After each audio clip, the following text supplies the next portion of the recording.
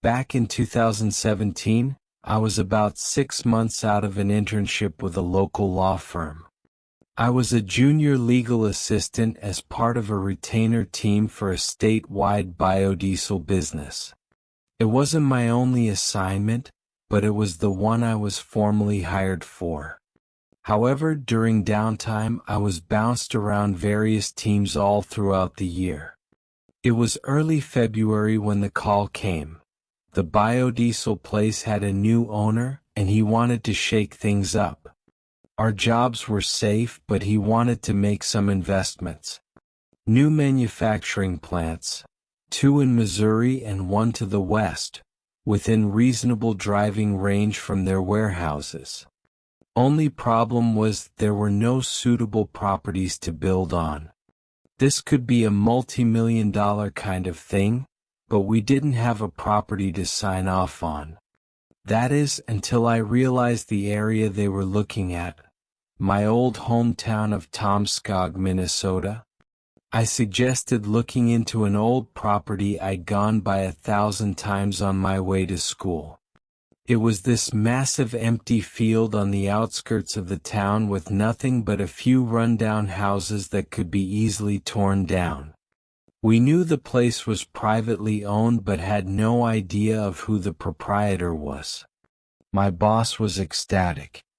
See, the client had been considering calling the whole thing off, but if we could offer them a property, we could probably get a fat bonus check, along with a finder's fee. It would be enough to take the junior part off my job title. Since I suggested it, I was given time off to get in touch with the owner of the property. There were some initial problems. The original property documents had been damaged in a flood back in 2014, and only part of the archive had been digitized. The document I was looking for might not have been digitized yet, and since no immediate documents were available, I was starting to suspect the worst. The clerk at the municipal office promised they'd get back to me with a name within 4 to 8 weeks. 12 at the most. That wasn't an option. So I packed my bags, handed my cat to my mom, got the fancy maroon BMW company car, and set my sights on familiar roads. It took me 2 stops for gas and a needlessly complicated detour because of a fallen oak tree, but I made my way to that field just as the sun started to set. After all these years, it was exactly as I remembered. One large empty property, now covered in mud-stained February snow. A rundown barn at the edge of the property, and a small 1-story log cabin right next door. All roads were overgrown and there were no discernible paths out there. I considered going back in the morning, but I figured I had some time left. Maybe there was this big plaque with the name of the owner out front. If so, I could have it all settled in a day and be on my way home before I even had the time to unpack. It was getting late and the shadows were growing longer, but I was willing to roll those dice. I double-checked my phone, got a flashlight from the trunk, and locked my car. The snow was deep enough to reach my knees. My fancy shoes felt like paper. The cold went straight through. Still, I pushed on, beelining straight across the field. I severely overestimated how much time I had left. By the time I got to the cabin, it was already getting dark. Using the flashlight, I took a quick lap around the place, just to make sure I wasn't walking into some kind of hillbilly trap room. It didn't take long for me to realize that this place had been abandoned for years. Not only was it boarded up, but the boards used were rotten. That the place was standing at all was nothing short of a miracle. I tried knocking a little just to make sure no one was home, but I wasn't holding my breath. The place was desolate. I looked for some kind of name or plaque or hell, something carved into a wall somewhere. Anything. But there really was nothing that I considered coming back in the morning, but I could see dark clouds on the horizon, and I didn't want to walk through that snow more times than necessary. I decided I'd do a little urban exploring. After all, if the door was open, it wouldn't hurt to have a peek inside. Walking up to the door, I noticed something strange. There was a carving at the top of the door frame. Word by word, my flashlight revealed the full sentence. "No one has ever lived in this house." I tried to wrap my brain around it. It didn't make much sense. What the hell did that even mean? Of course someone had lived there. Someone built it and someone owned the property. Why would there be a house in the middle of nowhere that no one had ever lived in? I hesitated. Something told me to just walk away and come back in the morning. But the clouds on the horizon and my freezing feet were telling me otherwise. There was a carving. That meant someone had the habit of leaving messages. Chances were there might be more of them inside. Twiddling the handle a little, I noticed the door was unlocked. So in I went. The cabin had a very basic layout. There was one large room with a wooden bench facing a simple fireplace. There were 2 handmade tables, and the westernmost wall was lined with dried herbs, mostly blue and black. There was a surprisingly clean cow skin on the floor, as well as a small door on the easternmost side of the room, leading to a kitchen. It was mostly just an antique kind of stove and a couple of cabinets, but whoever'd lived there must have been accustomed to a sparse lifestyle. But no, that wasn't it. I had to correct myself. The carving said no one had ever lived there. Then, why the furniture? I decided to ignore the message for the time being, instead focusing on finding the name of whoever owned the place. There might be some initials on the handmade furniture. I gently moved the bench and tables first, going over them with my flashlight. There were no obvious markings, but another problem quickly arose. My flashlight was giving up on me. It started to flicker. Looking around, I could see no other possible source of light but the old fireplace, and I couldn't imagine that thing not being clogged. Then again, there was firewood and I did have a lighter. I quit smoking about 2 years prior, but I always kept it around just in case. Breaking off a piece of bark and lighting it, I double-checked to make sure the smoke cleared and went up. Surprisingly, it did. Glancing at my phone, I figured I could use it for a flashlight as well, but I didn't want to drain the battery. Instead, I lit a fire and left the front door open just in case the smoke didn't entirely clear out. Carbon monoxide poisoning ain't no joke. As the fire sputtered to life, I sat down to take a breather on the bench. It was a pretty cozy little cabin, the kind of place you'd stay in a night or two when going fishing. I could imagine my dad warming his hands by that fire. I lost him in 2010, but that was the kind of place he'd always been most at home in. As I warmed my hands, watching my shadows grow longer, I could imagine him sitting next to me. I could almost hear him. And in that moment, my eyes drifted to a space right in front of the fireplace. A space where a small iron plate protected the floor. I don't know what drove me to look closer, but I realized there were no screws or nails keeping the plate down. So with a quick touch of the fire poker, it came loose, revealing a sort of makeshift metal box. There were 4 items in total inside. A broken pocket watch, an empty hip flask, 3 spent shotgun shells, and a small journal. I went straight for the journal, checking for a name. It was getting darker outside, so I huddled around the fire. As snow began to tap against the wooden barricades, I had 2 choices: To steal this journal, or to read it by the fire as the storm raged on. It was my cold feet that decided for me.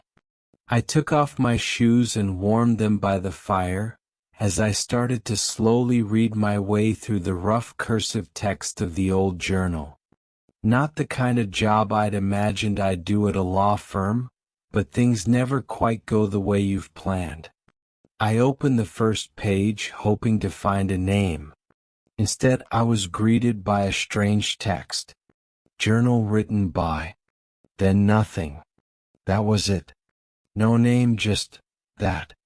I turned the book over back and forth. No name anywhere. I kept reading. The first page reads as follows.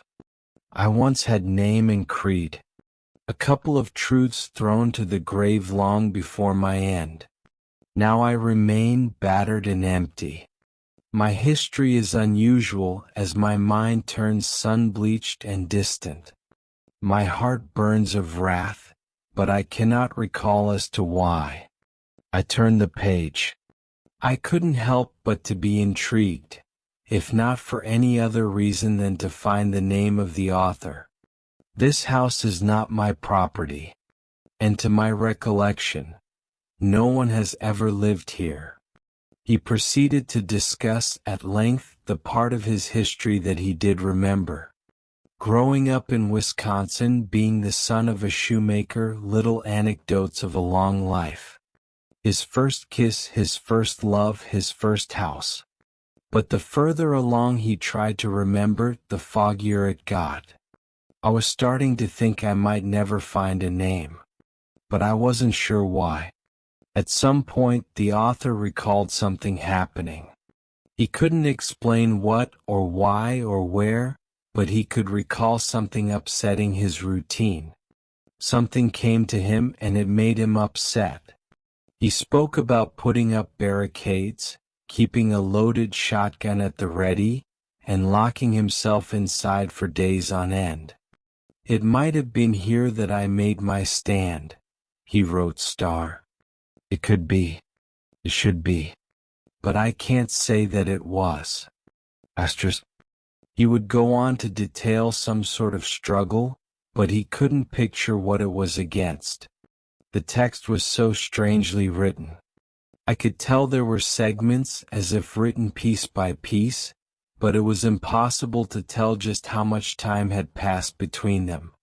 Even in the journal, the author lamented on large segments of time randomly missing. I couldn't help but to consider the other items in the box. In particular, the spent shotgun shells. The author proceeded to explain how he'd broken the pocket watch as it had frustrated him. He was losing track of time. He might think 10 minutes had passed, only to realize the entire afternoon was gone. He broke his watch as a reminder that he couldn't trust himself anymore. Maybe I'll remember that, he wrote. Or will the watch unbreak itself?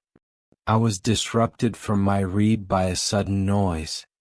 Looking up, I could see the fire was dying out, but the sound actually came from my phone.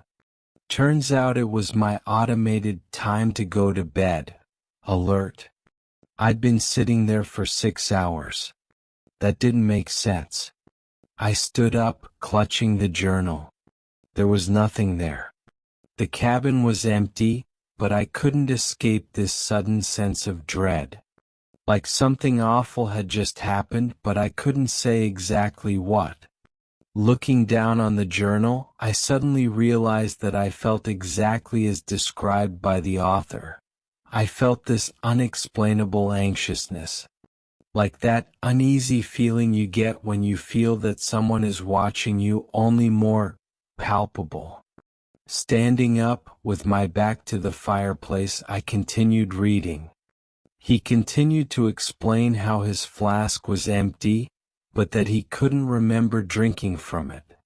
He detailed his plans to conceal a few items, along with his journal, for an entire day, just to see if he could remember to retrieve it. But not yet, he lamented. There are trespasses to deal with. This was where the spent shells came into play. The author revealed how he'd found a group of strange trespassers. He'd taken them all out with his shotgun.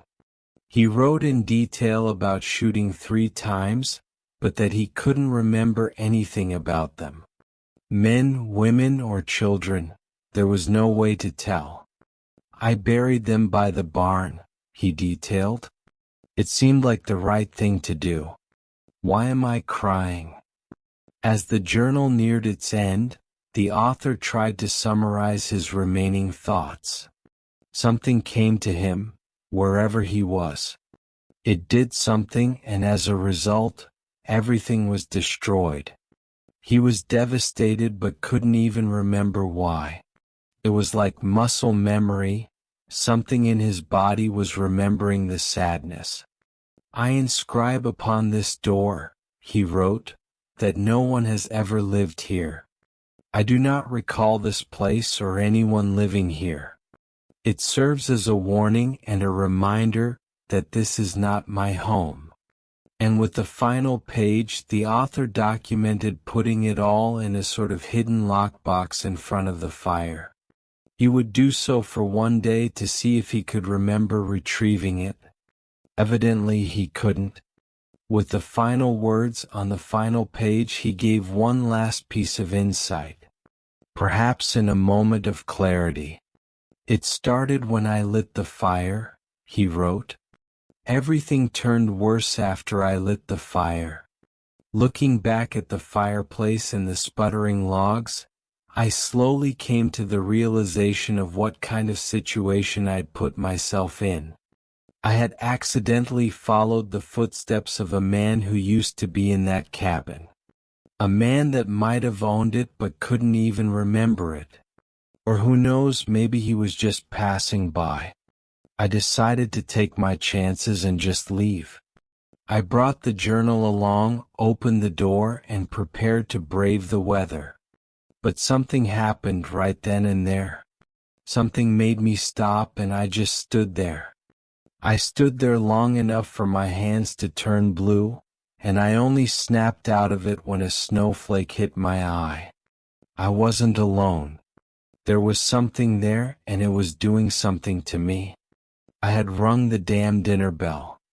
Thinking about it, it feels a bit like being eaten alive. Not physically, but the same feeling remains. This heedless consumption.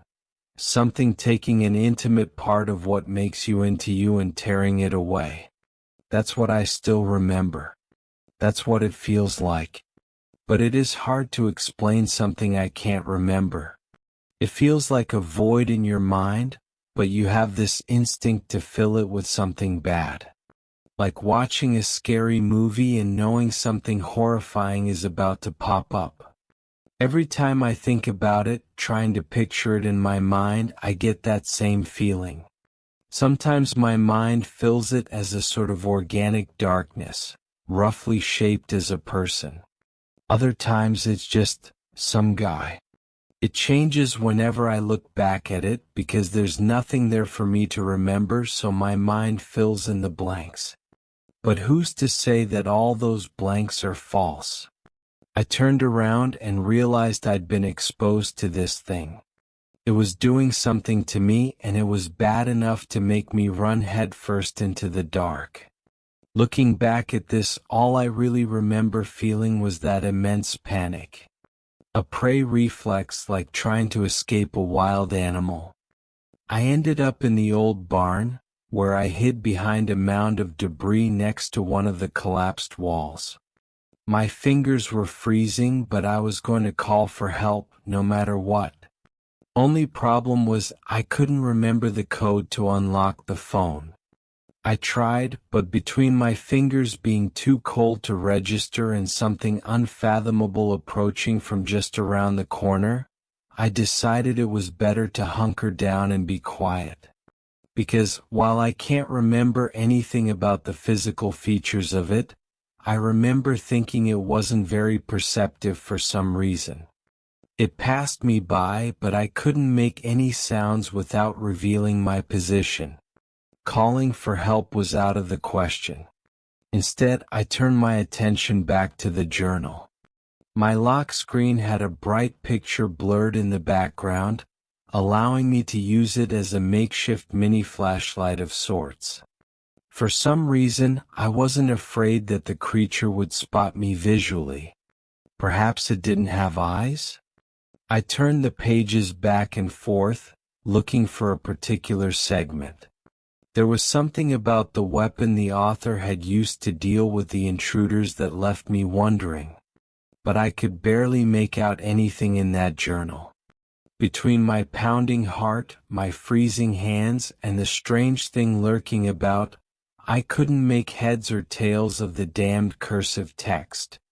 I can't remember what kind of sounds the creature made, but I can remember the sounds the environment made when it passed. I remember wood splintering as something climbed the walls. I remember creaking wood from a sudden weight coming down. I remember a door splintering as it was torn from its hinges. Finally, I found the page I was looking for. Just after talking about how he didn't know why he was sad about killing the intruders, the author wrote, "I threw the damn thing into the hayloft.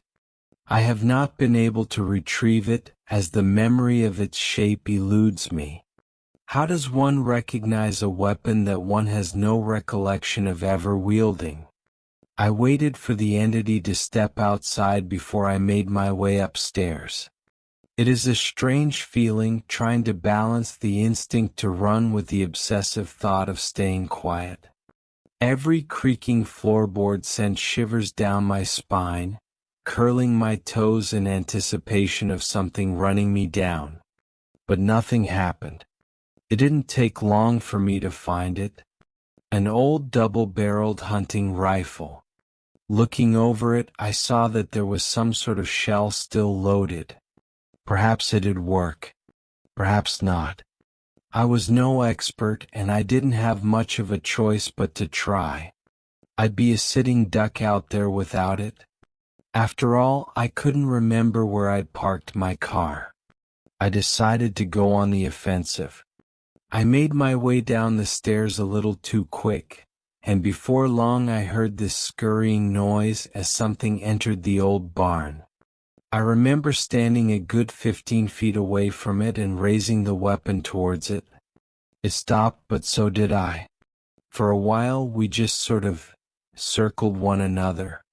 I remember my movement being in response to a threat. Is this eat or play? I asked. If this is you eating, I bet all those memories disappear after a while. Digested. Then you wouldn't remember what this is or what it does. But you do, don't you? I remember tapping the rifle for emphasis. There was a long pause, but I can't remember why. Did it respond? Could it talk? If you're just playing, then you might remember that this thing is loaded, I continued. And you might know what it does. You saw what happened when he used it. You heard it. A shorter pause. We stopped circling. I gripped the weapon tighter and stepped forward, advancing. If this was a consumer and it worked in any way like we do, it would absorb and convert what it fed on into some sort of nutrient. But if it was just collecting for some reason, then it would have this archive of thoughts to recollect from. That was my reasoning. Or maybe it was just clever. Maybe it was just as clever as I was. I made my way back outside. Even in the newly fallen snow, I managed to find what remained of the path I'd made when I first got there. I walked backwards down the path, my rifle steadily aimed at something. I didn't want to pull the trigger. If it misfired or I missed, I was dead. Just having the means of defending myself was enough to keep it away. For now. I think it had left some sort of toxin in me. Despite not being anywhere near me, I still felt the effects of it. I kept falling into this sort of fugue state, getting turned around and losing grip of where I was going and why. At one point I was just standing there, gawking at the dark as my rifle thumped to the ground. But there, in the dark, a memory surfaced. The same memory I'd felt back at that cabin. Thoughts of my dad taking me fishing. Back then we'd worn rubber boots and instead of snow there was mud. It was still deep and I had to walk the same way that I did in the snow. Maybe that's what triggered the memory to begin with. I tried to keep that image in my head. The anticipation as we gathered our bait. Learning how to tie a proper knot. Getting the correct measurements for the distance between the hook, the weight, and the bobber. I could almost hear the spinning fishing line as the red and white bobber sailed across the lake. Just holding on to something I knew I couldn't forget was all I needed. It became this sort of bedrock, keeping me from completely losing my mind and focus. I could keep going, holding on to something I knew to be true. It was a backstop keeping me from losing track. I grabbed the rifle and pressed on. As I did, I remember something rustling the nearby trees, retreating into the woods. By the time I made it back to my car, the toxin had completely taken hold of me. At that point I had little to nothing to hold on to, but for a few cherished memories. I crawled into my car, locked all the doors, and tucked myself into a fetal position in the back seat, still clutching the rifle. My body didn't know how to react. I was hot, cold, wide awake, and deeply unconscious, all seemingly at random. I would lose my sense of object permanence, bobbing my head back and forth, completely forgetting what I was doing and what was even happening. At one point something made the passenger door creak. Maybe someone tried to open it. Luckily all doors were locked and I had the keys. I remember laying in the back of the car, raising the rifle. Then there was a pause. A long one. Something made me shake my head. It made me angry and afraid. Very afraid. It left me with this sense of a rabbit being stared down by a pack of wolves. I had something it wanted. Something it deeply valued. Again, this creature is just this nothingness. I can't recall what it looked like or if it was even a physical being. From context, I think it could talk. I think it said something to me that I didn't want to hear. And to this day, when I think of it, my mind just conjures these otherworldly horrors. Skin. Claws. But I didn't lower my rifle. Not for a second. I didn't try my luck and I didn't challenge fate. And by the time the sun rose, it was gone. And with it went the sweats, the confusion, and much of the memory voids. First thing I did was check the shotgun shell. Turns out it was already spent. Empty. That leaves a lot of questions. Uncomfortable ones. If that thing was just collecting, it would have known that I couldn't hurt it. If it knew that, why'd it let me go? Did I trade it something? How would I even know? But if it was just feeding, then how'd it know to stay away from the rifle?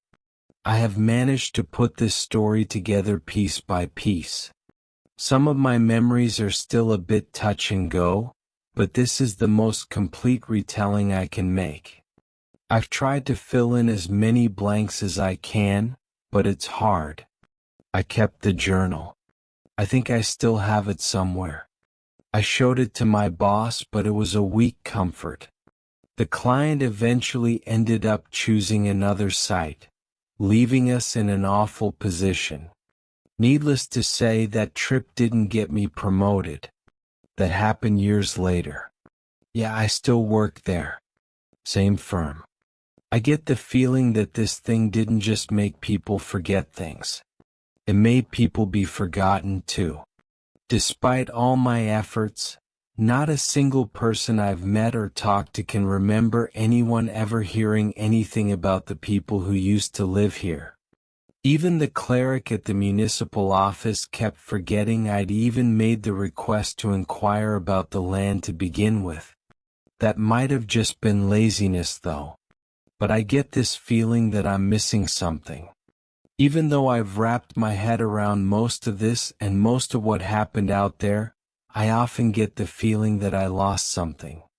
In those moments when everything in the world feels uncertain and half-true, I look back at that day with my dad. I listen to the spinning of the fishing line. But here's the thing, Reddit. This is what bothers me.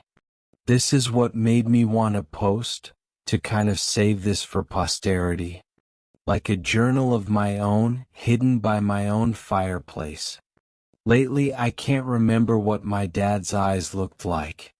Am I just forgetting, or is something forgetting it for me?